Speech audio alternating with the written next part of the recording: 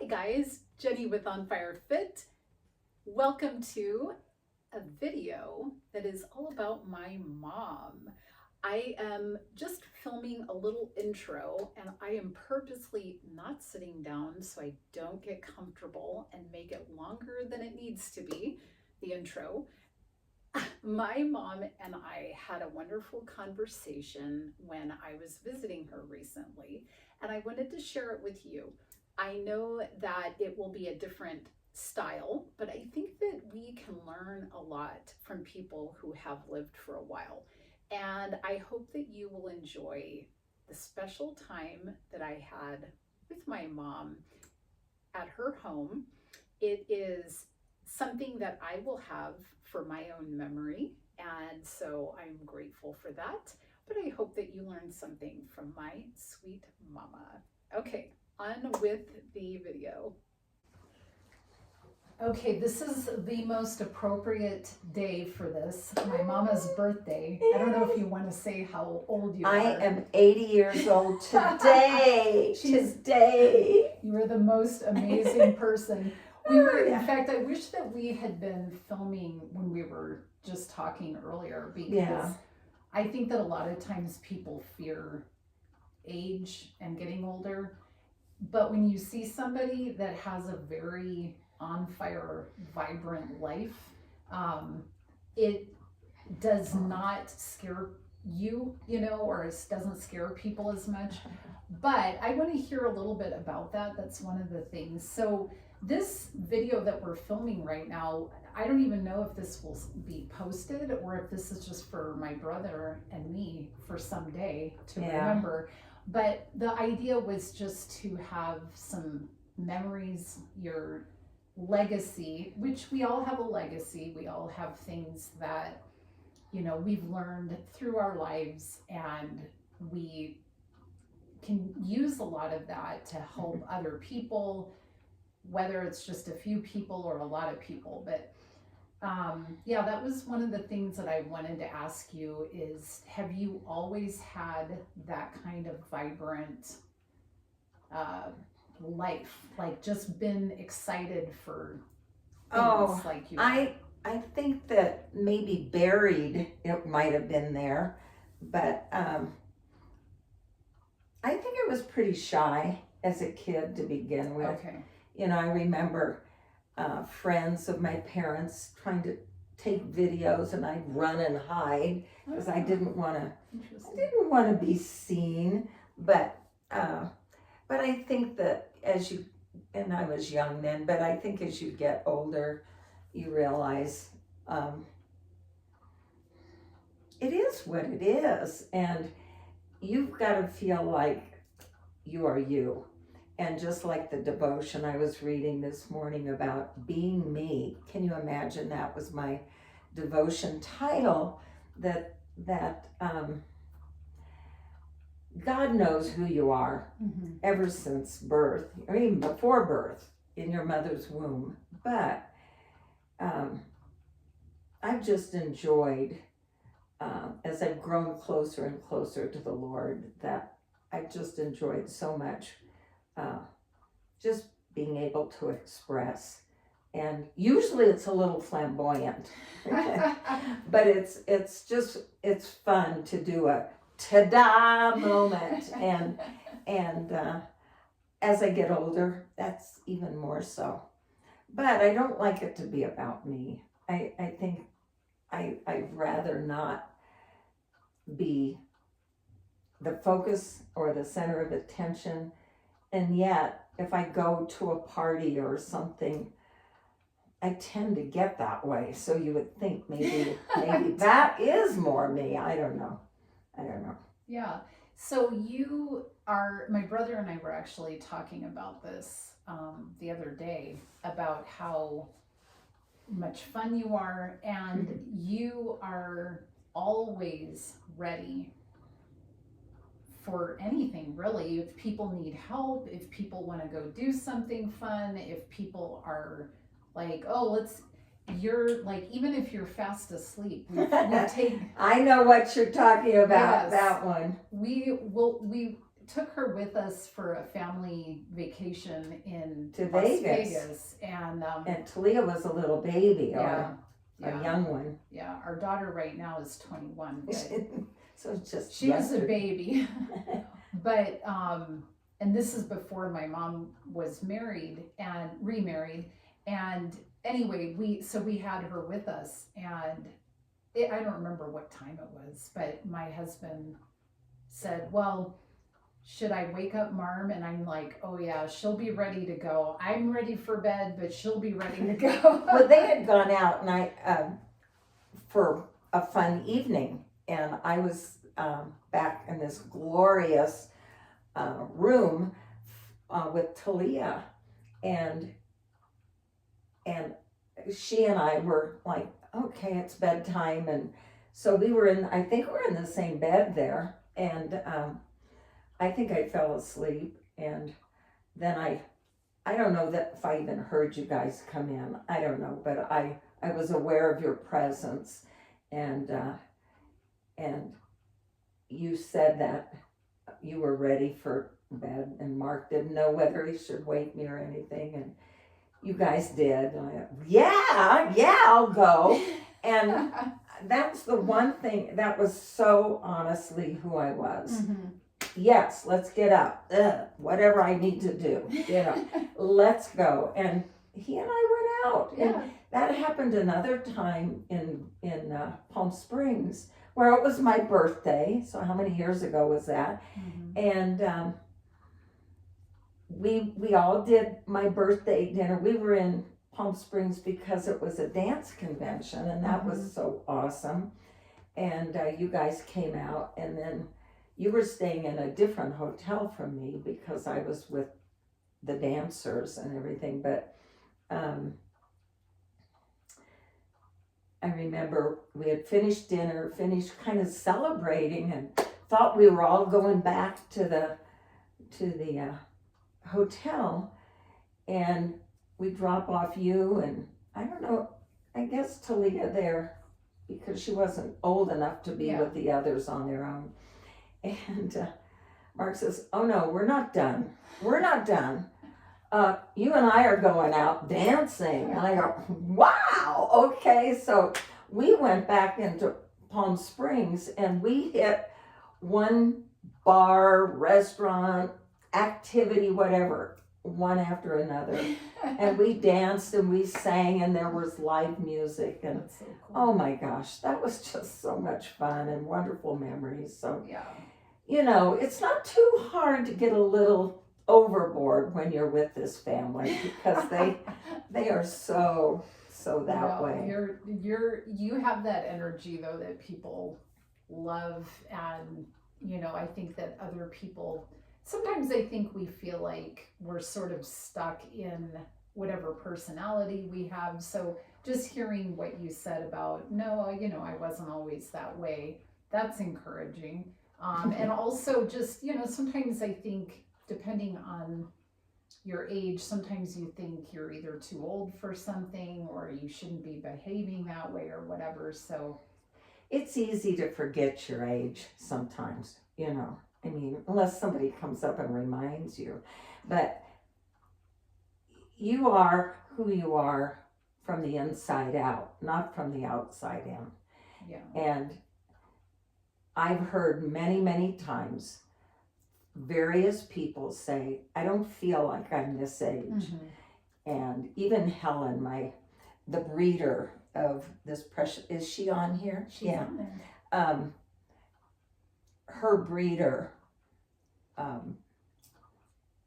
was turning 90, and she and I got to be really good friends, and she's still kicking, but she's a little bit set back. I think she's 92 now, but anyway, she told me when I gave her a present and everything, she said, oh, you're giving it to me on my last day of my 80s, and so then the next day I saw her again, and she said, I woke up and I said, I'm 90, now what am I supposed to do?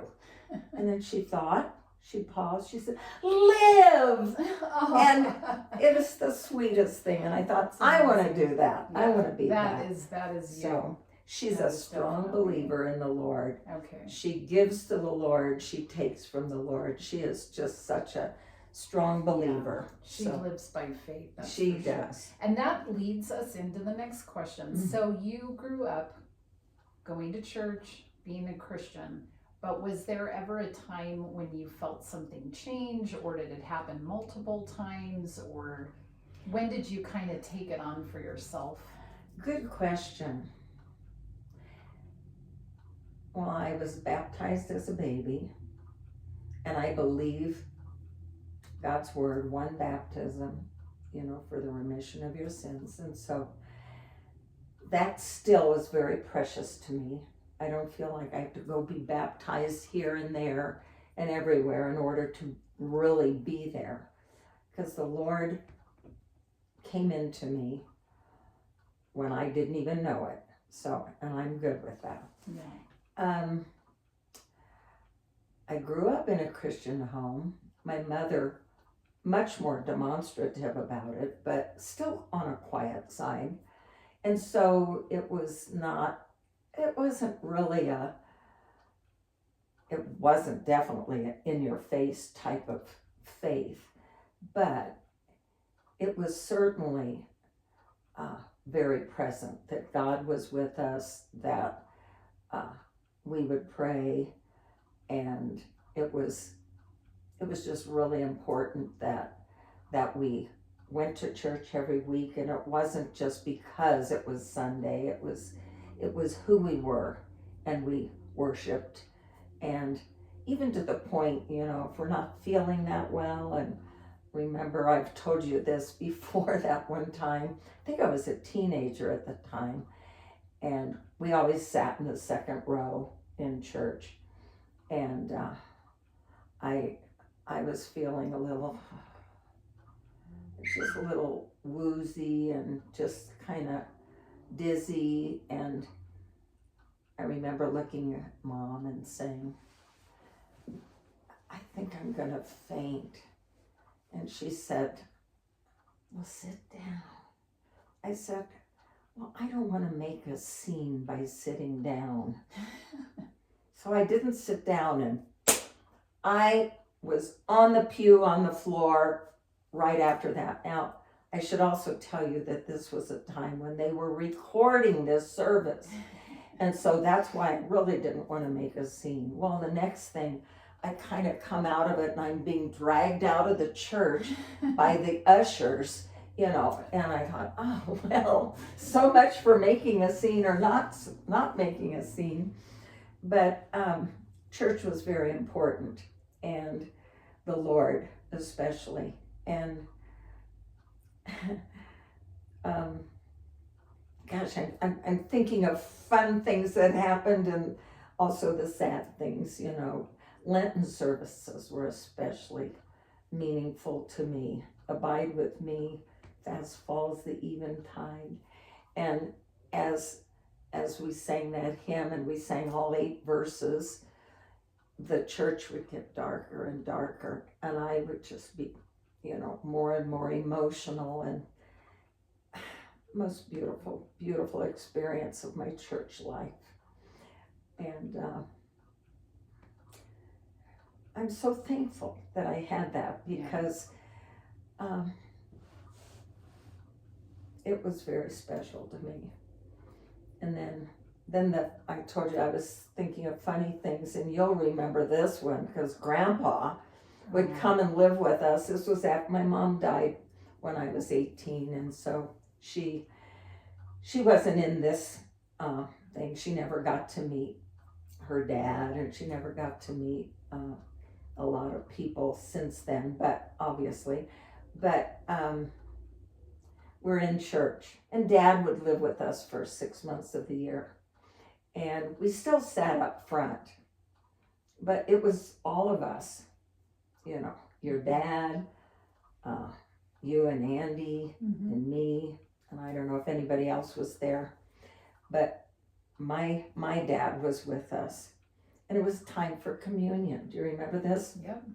And you know, when you sit in a pew and we women have our purses and they're just in the way. They take up too much room, so you put them on the floor. And we're walking up to communion, and my dad was following. And do you remember how he's whoa, as I do, he's coming and he's going like this, and I look back, and he's got my purse handle around his foot, and he's dragging it up to take communion. And I start laughing. I think he got all the way up to the communion up the stairs and everything. Yeah, and it's like, oh my gosh, another scene in church. But it was so funny, and we're all, and then of course after it's over and you correct it, you're back in the pew and you still can't stop laughing because you've got that running through your head again. But yeah. That was funny. We had some funny things, didn't we, honey? Yeah. You weren't there. You weren't there. This is Daisy Cowgirl. Yeah, she's 6 years old. So was there a time that things changed for you, though? Or as far as being ridiculous? No, that's what Andy would call it. Oh. Well, the original question was about your faith. Yeah. And how you, because I mean, a lot of people start off with, you know, their families go to church or faith or whatever. And then some people fall away and other people go deeper. Some people still kind of just float along. So I mean, what was your experience? I have that answer. Why? I think I have that answer. That's what I want to know. Well, why didn't you say so? I was in 8th grade, and I had been going to Calvary Lutheran Church ever since 1st grade, because I spent kindergarten in Halcook. So I was in a Lutheran school. And we didn't have a Lutheran high school, and the local high school, which was only 6 blocks from our house, was a public high school. And it started in 8th grade, not as a freshman, but as an 8th grader. So it was 5 years. And for the first time, I was going to a public school. But my principal at my Lutheran school was taking the 8th graders to Concordia Teachers College in Seward, Nebraska. And from 2nd grade on, I had wanted to be a teacher. So that always, whenever anybody asked me, what do you want to be? I wanted to be a teacher. So it came time when they were going to this college, and of course I'm in 8th grade, so I still have another 4 or 5 years before I have to be concerned about college, but I wanted to go. And my mom and dad said, well, you can go. So I went with the 8th graders of that school, and we had to drive like 5 hours to, I think it was about that, to Concordia Teachers College in Seward, Nebraska. And soon as my feet hit the ground there, I knew I loved it. And every student, teacher, professor, whatever, on campus just welcomed us in such a big way. And I thought, I love this place. I want to go here. And I never deviated from that.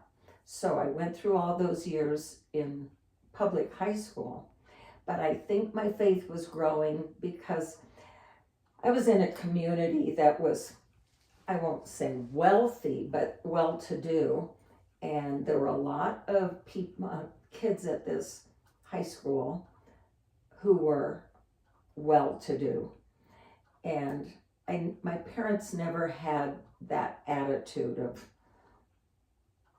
you're well-to-do, you're better than anybody, but we did have advantages. And I grew up with that thinking everybody did. But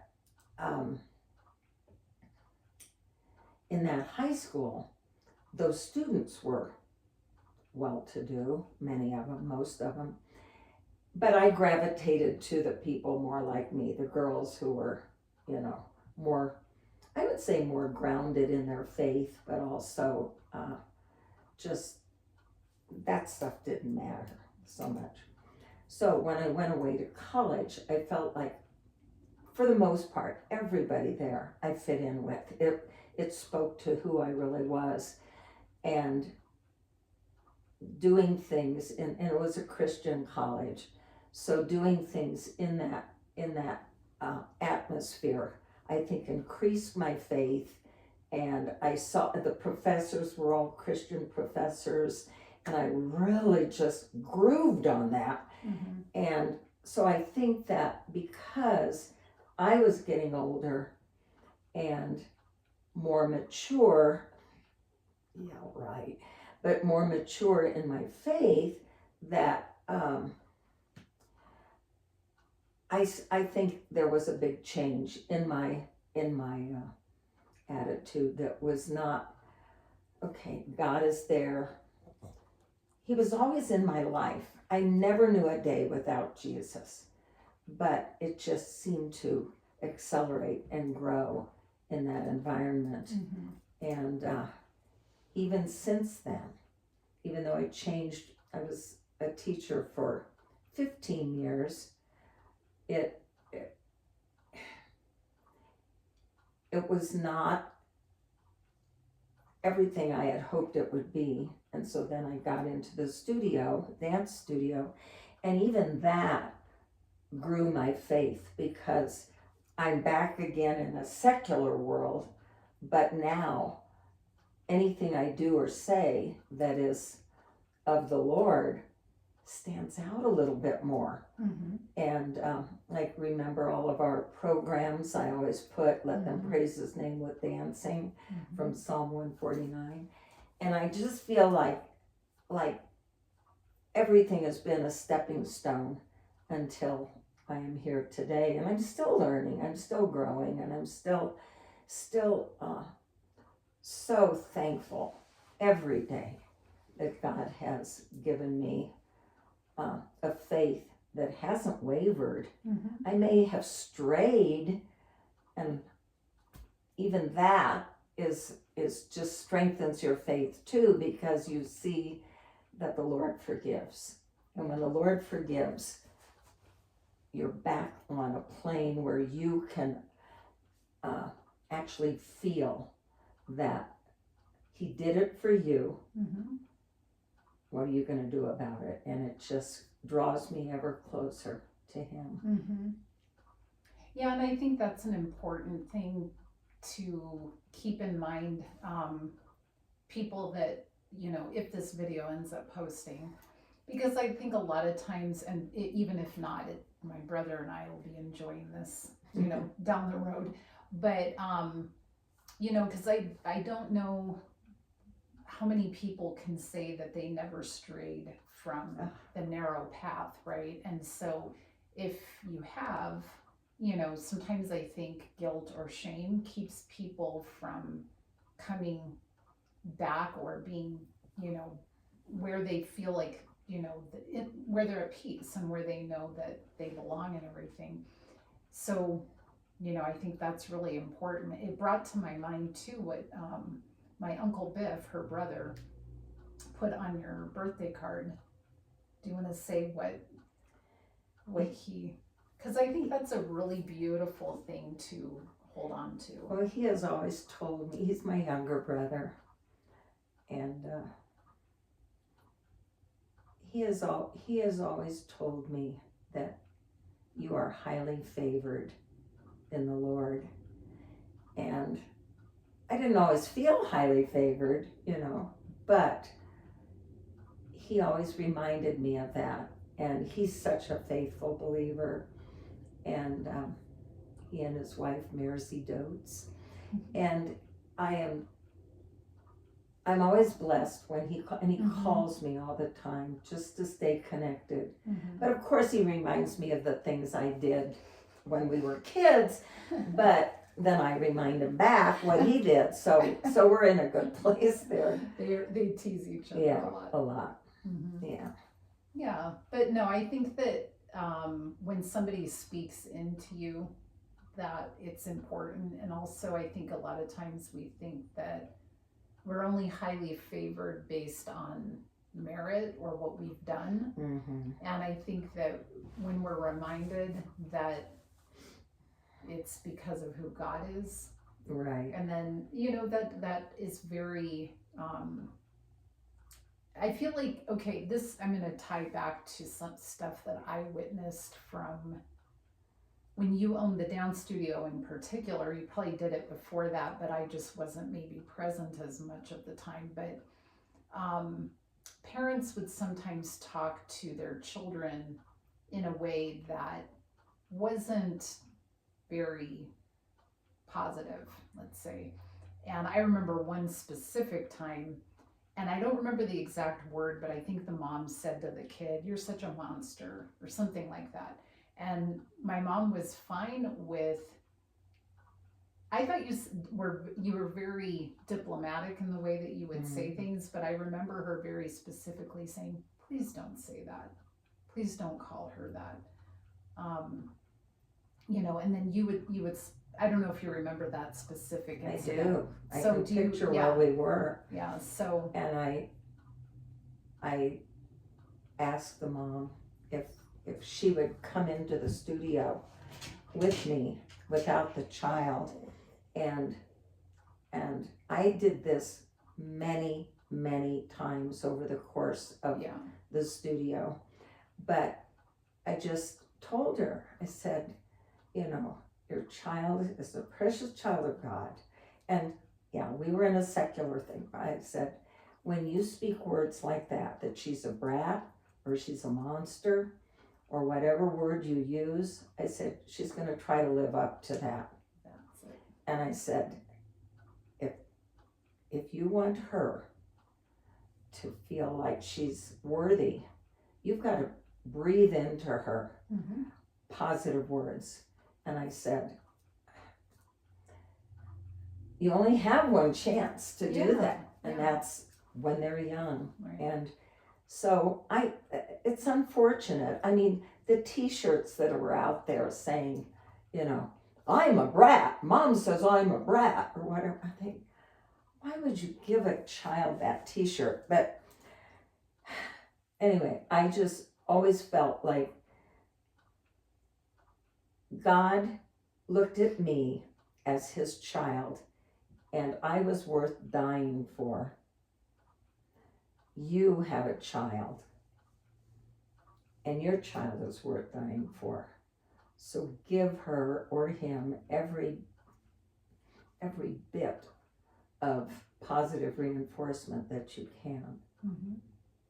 Yeah, and I think that, that's part of your legacy, I think, is that you influenced a lot of people in the way that they think and how they, they speak. And even if this video posts someday or whatever is decided about that, but, there's a lot of people as adults that speak poorly about themselves, and consider themselves to be less than what God designed them to be. I think I was there too. Okay. And I think I still am sometimes. Yeah. Because we never are walking through this life without attacks. Right. And but if you can remember, if you can remind yourself of what Jesus did for you, right, then you see yourself in a different light. Yeah. Try to see yourself as God sees you. Right. Yeah. Right. So I think that's a good thing for us to remember, and definitely a legacy that you have left for, there's a lot of people. I mean, I remember when you were having your anniversary year, and I was reaching out to people to make up that scrapbook, and just all the people that talked about how you influenced their lives and their children, and that's amazing. So I don't want you to we'll make more videos down the road. Yeah, this one's probably long enough. Well, we won't overdo it with trying to come up with all the things, but I was trying to think, and then maybe what we just said is enough, but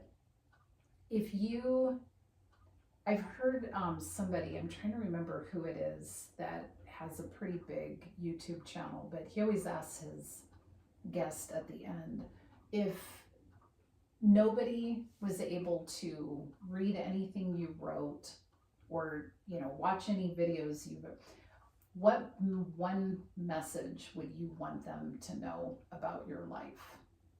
What would be the thing you would say?